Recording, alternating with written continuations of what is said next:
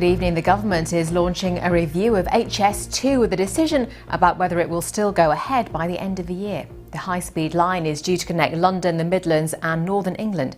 Billions have already been spent with preparation work underway through Buckinghamshire, Oxfordshire and Northamptonshire. Our political reporter Tony Bonsignore told me what the review will be looking at.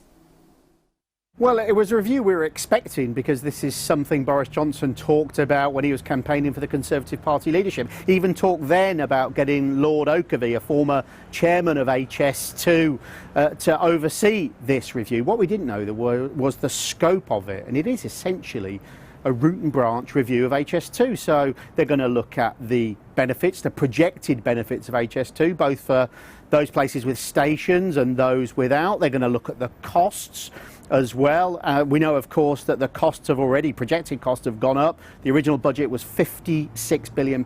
It's going to be at least £30 billion more than that. And they're also going to look at the management of the project by HS2 Limited, an issue, of course, that's very controversial locally, whether they're keeping a lid on costs and how they're minimising disruption both for passengers and those for living around the line.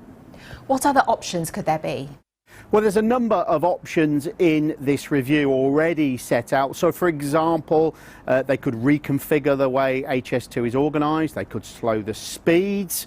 They could stop it in the West Midlands rather than go further north. They could even prioritise the north and leave the bottom bit of it, London to the West Midlands, until later.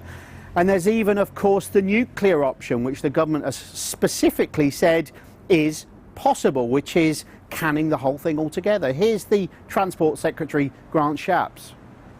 Just because you spent a lot of money on something should not mean that you just carry on ploughing more and more money into it. But what we've said, and what the Prime Minister made very clear during his leadership election, is, we want to see great infrastructure in this country. We want to see it stack up. We want to see it work for, rail commuters and people right across the country.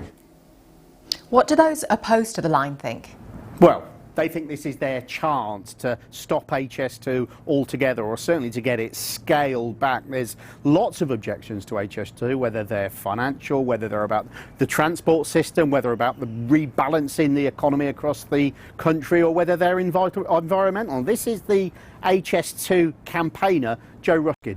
If this is a genuine review, and if the government is genuinely looking at saying it's a yes or no decision, they must stop work now, because irreparable damage is being done as we speak right now to unique habitats, to ancient woodlands. They are coming down.